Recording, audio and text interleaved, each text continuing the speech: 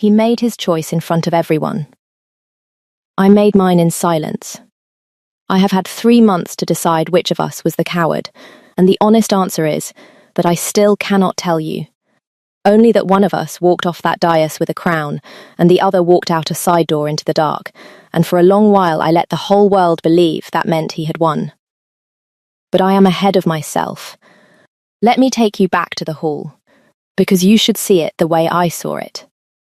From the back, where they put people like me. I was the healer. Not a noble healer with a name worth saying, just a border pack girl with quick hands who had been brought up to the high hold to learn the deep arts from the king's physicians, and who at 23 had set more bones than I had worn good dresses.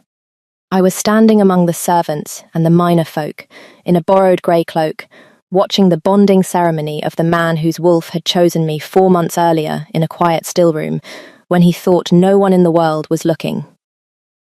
I want to be careful how I say this part, because it is the part everyone gets wrong. The bond is not a feeling. The bards make it a feeling, all moonlight and trembling, and it is nothing like that. The bond is a fact, sudden and total, like the floor of a frozen river giving way. 4 months before that ceremony, Sorin of the Iron Territories had come into the lower still room to have a training wound seen to, and his wolf had risen up behind his eyes and looked at me. And we had both gone very still. Because there is no mistaking it, and there is no undoing it, and we both knew in the same breath exactly what we were to each other. He was the most powerful wolf alive. I changed dressings and ground willow bark. The bond does not consult the hierarchy. That is rather the whole problem with it. For 4 months, we did the careful, foolish, hopeful things people do. He took the long corridor past the still room. I learnt the sound of his step. He never once said my name where anyone could hear it, Marin. He said it only in the dark. Only to me, like a word he was rationing. And I thought that was tenderness. I thought the carefulness was tenderness. I know better now. The carefulness was fear. And the fear was older than me. And it was right. Then, there was a border war that did not happen. An alliance that had to. And one morning the bells rang to announce that the king would take a mate at the turn of the moon, the Lady Ingrid of the Hollow Reach, whose father commanded the only army large enough to keep the eastern packs from each other's throats. And I stood in the still room, with the bell going through me like a blade, and a second piece of news I had been carrying for 9 days, sitting low and certain under my ribs, that I had come up the tower stair that very morning to tell him. I never told him. You have already guessed what it was. I will get to it. So there I was, at the back of the great hall, in a grey cloak, and there he was on the dice, and Lady Ingrid stood beside him in white and silver, looking like winter decided to wear a crown. Here is what no one else in that hall was watching for, and what I have turned over every night since. His hand shook. The king's hand, that I had watched hold a blade steady through a man's whole challenge without a tremor, shook when he raised it. He said the binding words like a man reading his own sentence off a page. And not once in the whole ceremony, did he let his eyes travel to the back of the hall, where he knew. Because the bond always knows. Exactly where I was standing. I told myself that was shame. I told myself he could not look at me, because he had chosen the crown over his own wolf, and could not bear the proof of it standing there in borrowed grey. That is the story I left with. That is the story I believed for 3 months. He set his mark upon her, before all the packs. I felt the bond between us, my bond, the real one, the one that does not lie. Go dark, the way a room goes dark when the lamp is carried out of it. There is no pain like a true bond being walked away from while you stand still and let it happen. I have set bones jutting through skin. It is not the same country as that. I did not make a sound. I want that noted. In a hall of wolves who would have smelled my grief like smoke if I had let it catch. I held it down with both hands, and I did not make a sound. And when the feasting began, and no one was looking at the healer in the grey cloak, I walked out a side door into the dark. That night, from the yard, I looked up at the North Tower, out of an old habit, because he kept a lamp burning in that window. Always, every night, I had been at the hold. That one window held a light when all the others went dark, and once I had asked him why, and he had only said, "So the dark has somewhere to stop," and changed the subject the way he changed every subject that had teeth.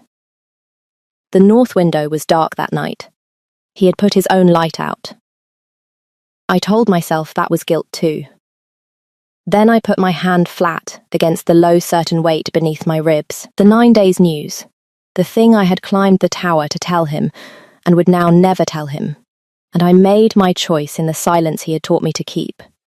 I was carrying the king's child, his heir, by every law of the pack, and a fated mate's child, born to a king already bound to another woman whose whole future depended on her own line sitting that throne, is not a blessing.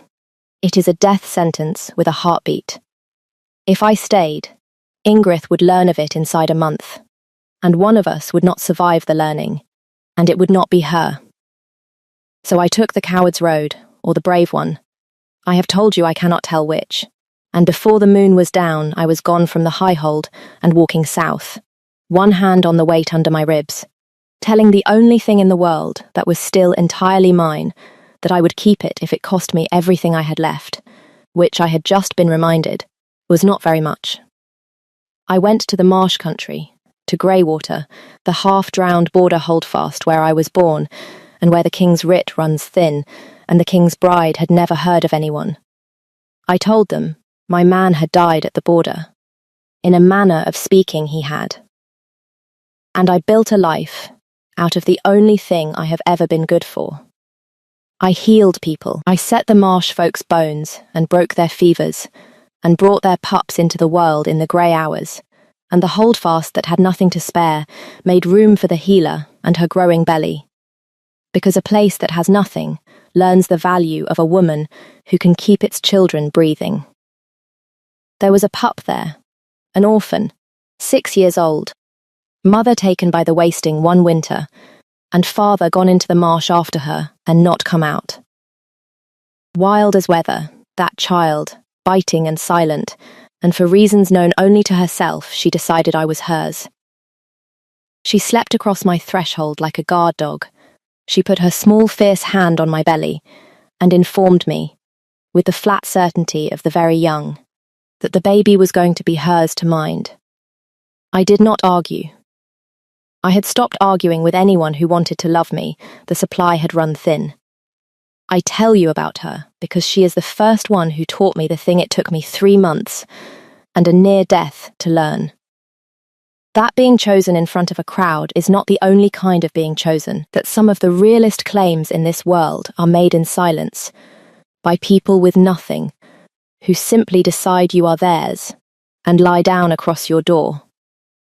But I am getting tender, and you did not come here for me to get tender 3 months early. Let me say one plain thing, and then we will go back to the trouble. Because the trouble was coming for me on a fast horse, and it was about to find me. If you have ever loved someone who chose the safe thing over the true thing and left you to carry the cost alone, stay with me, because I promise you this story does not end where you think it does, and I would not blame you for not believing that yet. And if a woman who refuses to be written out of her own ending is a thing you want to follow, then follow along, because I am only getting started, and so is he. Now, the fast horse. It was Gunnar who found me. The king's second, a great grizzled wolf of a man who had stood at Soren's shoulder since they were boys, who had looked, at the ceremony, like a man at a funeral. He came alone, mud to the thigh, having spent the better part of 3 months quietly searching every border holdfast a healer might run to, against his king's orders. Because his king had given no such orders. Because his king by then was past giving orders at all. He found me in the birthing shed with another woman's newborn still warm in my arms, and he saw the shape of me under my apron, and I watched the whole truth arrive in his face at once and nearly take his knees out. "Gods," he said. "Gods. Girl, you're carrying it. You left carrying it. You will lower your voice, I told him, very calm, the way you tell a panicking man to lower his voice. And you will not say one more word in front of the child. He lowered his voice. He was shaking. This enormous man who had killed in 3 border wars stood in a marsh birthing shed and shook. He's dying, Maren. He had never said my name before. I did not know he knew it. The king, the marking. It never sealed. A mark laid over a true bond doesn't take. It just bleeds. His wolf has been bleeding out for 3 months, looking for a bond that walked south in a grey cloak. He doesn't eat. He doesn't shift. Or he shifts and can't come back right. The healers have run out of words. Ingrid keeps him behind a door and tells the packs he's in seclusion. And the packs are starting to whisper, and the Eastern Lords are starting to count his warriors, and when he goes, and he is going, the Hollow Reach takes the throne through her, and there will be a war that drowns this whole coast. And you. He stopped. He looked at my apron again, like it was the dawn. You're carrying the only thing that could stop all of it. And you ran. I ran. I agreed, to keep this child alive, from a court that would have killed it in the cradle to protect her line. Do not stand in my shed and make my silence sound like cowardice, Gunnar. I am the only one in this story who has protected anyone. And he did the thing that undid me. This huge old soldier looked at me with tears cutting clean lines through the mud on his face. And he said, "He marked her to save you." The shed went very quiet. The newborn made a small sound against my arm. What? You don't know. He pressed the heels of his hands to his eyes. Of course you don't know. How would you know? You were standing in the back in that cloak thinking he sold you for an army. Maren, Halston of the Hollow Reach, found out about the bond. About you. He came to Soren a fortnight before that ceremony, and he laid it out plain. Mark, my daughter, and I keep the East at peace, or refuse, and I will put it about that the king has taken a low-born border witch to mate. And your enemies will not come for you, they will come for her. And there will be an accident on a marsh road, and you will never be able to prove it was me. He had your name. He had Greywater. He had it all. He dropped his hands. Soren came to me that night, and he was grey as ash, and he said, "Gunnar, if I claim her, I kill her, and if I keep my light burning in that window, she'll see it, and come up that stair, and I will not have the strength to send her away again." And the next night, the lamp in the north window went dark, and the morning after that, he marked Ingrid, and he has not spoken a full sentence to a living soul since, and I have watched my best friend choose to die slowly, so that a healer in the marshes could grow old, not knowing she was ever in danger. He looked at me. He doesn't know about the child. He thinks he saved one life. He thinks that's the one good thing left in him. I have been asked since what I felt. Standing in that shed, people always want the feeling. I will tell you what I did instead, because that is truer. I handed the newborn back to her mother. I untied my apron. I asked Gunnar how fast his horse was, and whether it would carry 2, and when he said it would carry 2, but that I should not, in my condition, ride hard for 3 days. I told him that I had been carrying his king's heir through a marsh winter, while his king played dead behind a door, and that I would decide what my condition could carry, and to saddle the horse. The orphan pup rode the first mile clinging to my leg before I made her let go. She did not cry. She put her fierce, small hand on my belly one last time, and told the baby to come back. And then she stood in the road and watched us out of sight. And if you want to know, the moment I stopped being the woman who left in silence, it was that one. I was done being left, and I was done leaving. I was going to go and stand in the front of the hall this time, where they do not put people like me. And I was going to make every wolf in it look at what their king's silence had cost. The high hold, when we reached it, smelled of sickness and waiting.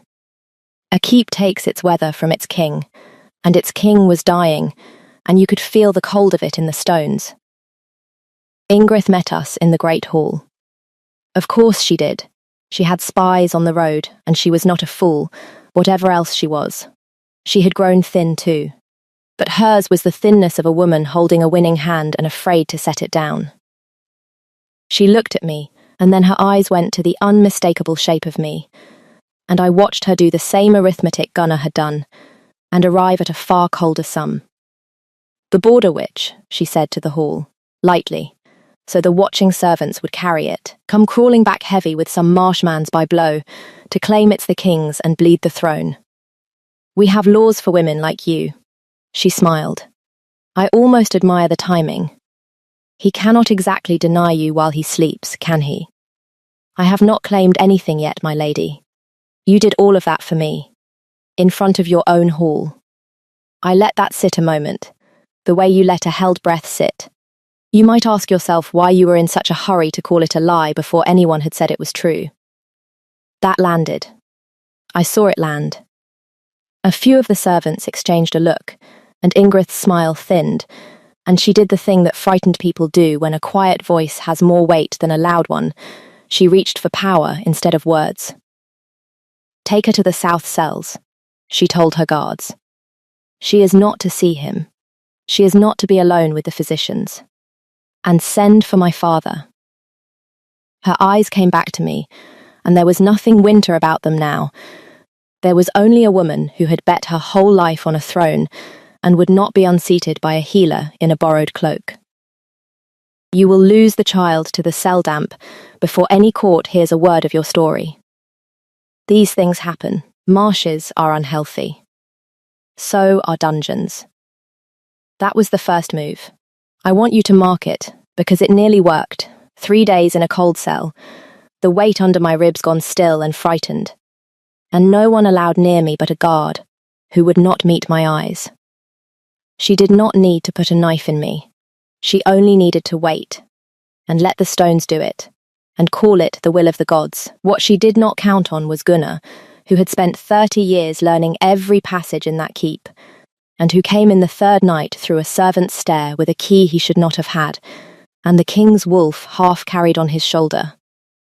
I have to tell you about the wolf, because the wolf is the truest thing in this whole story, and the part the new songs still cannot get right. He came through that low door on 3 working legs, the great black wolf of the Iron Territories, and he was a ruin. Ribs like a cage with the bird half gone, the fur gone dull, the eyes gone dim. The marking sickness had eaten him down to almost nothing. Gunnar had not led him to me. You cannot lead a dying wolf anywhere. The wolf had felt me come back inside the walls and had torn himself off his deathbed and dragged his own wreckage down 3 flights of stair to the cell where his bond was sitting in the dark. Because that is what the bond is, that is the fact of it. It does not consult the hierarchy, and it does not consult the dying. And then, he scented the child. I will never forget it as long as I live. He got to the bars and he smelled me, his bond, alive, and his ruined body shuddered with the relief of it, and then his head dropped, and his nose found the low weight under my ribs. The air, his air, the pup he did not know existed. And the sound that came out of that dying wolf was not a sound a wolf makes.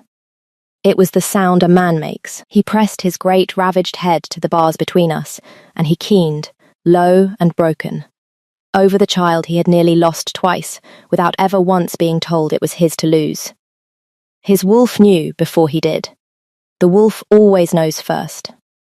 I had a hand through the bars in his fur, and I was telling him, I know, I am here, and somewhere up above us in that keep, behind Ingrid's locked door. The man was surfacing out of 3 months of dying, because his wolf had found the one thing worth coming back for. Gunnar got the cell open. He got me up the servant's stair with the wolf leaning his whole failing weight against me, the way the orphan pup used to lean against my threshold. And in the king's chambers, in the grey before dawn, Sorin came back into his own skin for the first time in weeks, and looked at me across a room for the first time since the dais, and let himself, finally, "Look, you're real," he said. His voice was a ruin too. I kept, The bond kept telling me you were inside the walls and I thought it was the dying. They do that. At the end. They tell you the thing you want. His eyes went down, the way Gunnar's had, the way Ingrid's had, and stopped, and something in his wrecked face simply broke open. Maren, what is that? Yours. I did not look away from him. Since before the ceremony. I came up the tower stair that morning to tell you. I walked into your bells instead. I have seen men take wounds that should have killed them and make less sound than Soren made then. He crossed the room, and he went down, not toward me, not to embrace me. He had not the right, and he knew he had not the right. He went down on his knees in front of the low weight of his child, and he pressed his forehead against it, and he wept. This man, the most powerful wolf alive. On his knees on his own floor, undone by the proof that the night he chose to lose everything he had also, without knowing it, lost more than he could count. I would not have let you go, he said into the impossible fact of his air. If I had known, Maren, I would have burned the hollow reach to the waterline before I let you walk south carrying. I thought I was saving one life. I have spent 3 months telling myself I saved one life so that I could bear the rest of it. I know. And here is the thing I had decided across 3 days of horse and 3 nights of cell. Gunnar told me what Halston did. I know you marked her to keep the knife off my back. I am not going to pretend that the knowing fixes it, because it does not. You decided my safety without me, the same as everyone has always decided everything about me. And I have spent 3 months learning to decide things for myself, and I find I have a taste for it now. I crouched down, which was no small feat in my condition, until he had to look at me. But I did not ride here to forgive you, Soren. I rode here because there is a woman wearing your mark who is going to try to kill our child to keep her throne, and I will be very honest with you. I am no longer willing to be quiet about anything at all. Something came back into his eyes then that the sickness had taken. Down in the wreck of him, the wolf lifted its head. No, he almost smiled. I don't imagine you are. We did not have long, and we both knew it. Ingrid would find the cell empty by the morning bell, and she had already sent for her father, and Lord Halston would arrive with the only army that mattered, and a daughter who needed the king dead before the truth could stand up in a full hall. Our whole chance was the gap between dawn and the eastern banners on the road. So we did the only thing left to do. We called the Pax. It is the king's oldest right, and his most dangerous. The open court. The horn that summons every wolf within a day's ride to stand witness, that no Luna and no lord can refuse to attend without confessing they have something to hide. Soren had not the strength to stand through it. He stood through it anyway, on Gunnar's arm and then on his own, because a king who is carried to his own throne has already lost it, and we needed him to last 1 hour upright. The hall filled. Every banner, every high seat, the servants packed at the back where I had once stood in grey, and at the front this time, where they do not put people like me, stood the healer, heavy with the air, with the king's ruined wolf pressed to her side, and refusing to leave it. Ingrid came in white and silver and fury, her father's outriders already at the gates, and she did not wait to be accused. The frightened reach for power first, I have told you that. My king is ill and not himself, she announced, and this woman has bewitched a dying man into a fever dream. I am his marked mate before all of you. I carry the only lawful claim to this throne, and I will not have it bled by a marsh witch and her bastard. She turned to her own guards, smooth as ice over a deep place. The challenge of mating right is mine to call, and I call it.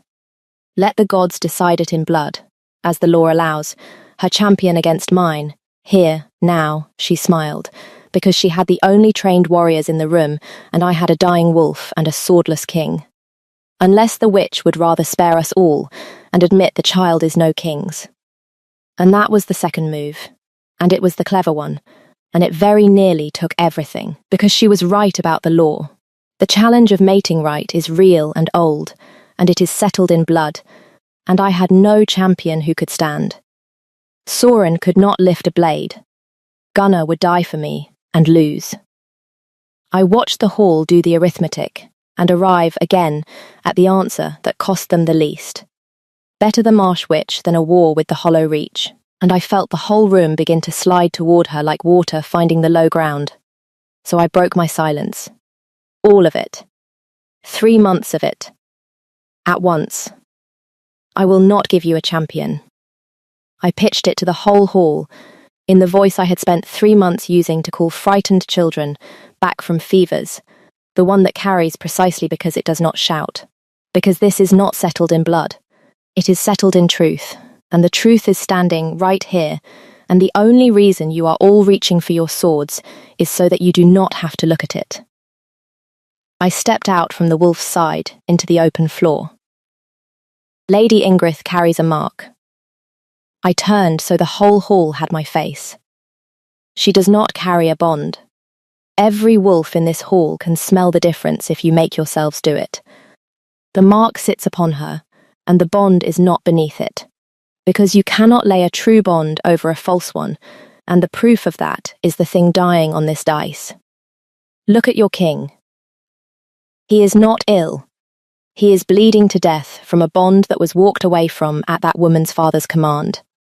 And his wolf has spent 3 months crawling toward the only mate it has ever had. And it found her, and it found this. I put both hands on the weight of my child, in front of all of them. His heir. Conceived before your ceremony. Carried south in silence, so that this woman could not put it in a cell to die of the damp, which she tried to do 3 nights ago. Ask her guards, ask the south cells, the stones remember. The hall had gone utterly still. Ingrid's smile was gone. You want the gods to decide it in blood. Quietly now. Just to her, the way you say the thing that ends it. Then let them. Let your king do the one thing a bewitched man could never do, and a bonded one cannot survive. Let him reject your mark in front of every pack here, and if I am the witch you say I am, the gods will let it kill him, and you will have your throne over both our bodies, and no one will ever question your right again. I held her eyes. Or it will not kill him, because it was never real. Choose, my lady. You called for the gods. Here they are. She could not answer fast enough. I have learned that this is the whole of it. In the end, the guilty cannot answer fast enough, and a hall full of wolves hears the silence where the truth should be. And Soren, gods keep him, did not wait for her to find her tongue. He reached up to the mark on his own throat, the binding he had taken to save my life, the thing that was killing him, and he spoke the words of repudiation that no alpha says lightly. Because to break a mark while your wolf is this far gone is very likely to finish what the marking started. Gunnar made a sound and started forward. I did not. I had asked him to do it. I would not flinch from the watching. He looked at me the whole time, not at her, and he tore the false thing off his own soul in front of his entire kingdom, and the cost of it was real, and it was visible, and it was terrible. He went white, then grey, the bond sickness surging up to take its last payment. And his legs went, and the great wolf inside him gave one last failing shudder as the lie came away, and there was nothing underneath to hold him up. He started to fall. The hall gasped as one creature. Ingrid's face was already turning to triumph, because a dead king is still a throne won, and I caught him. I am not a large woman, and I was heavy with child, and I should not have been able to take his weight, and I took it anyway, down onto my knees on the cold stone with the king of the Iron Territories failing in my arms, and I did the thing only I could do. The thing I had carried south, and carried back. The choice that had always been mine and only mine to make. I accepted the bond. I had refused it for 3 months. Held it shut with both hands the way I had held my grief shut at that ceremony. And now, on the floor of his hall, I let it open. I chose him, freely, in the full sight of everyone, the way he had never been allowed to choose me, and the true bond that Halstan's threat, and Ingrid's mark, and my own 3 months of silence had all tried to bury, came up out of the dark like the floor of a frozen river giving way. And it caught his falling wolf the way I had caught his falling body. And it held. The cost came for me, the way the old magic always comes for whoever opens the door. It drove through me like the marsh winter all at once, cold to the centre of my bones, the whole crushing weight of 3 months of denied bond arriving in one breath, and for a moment I could not find air, and I felt the child go very still and frightened inside me. I gripped his hand until my nails opened my own palm, and the blood was warm where the cold was not. I did not let go. I had decided in a cell that I was done being left and done leaving, and that included leaving him here on this floor. And so I set my will against the cold, the way I set it against a fever that wants a child, and I endured it, and I would not let either of them go. Not the king, not the heir.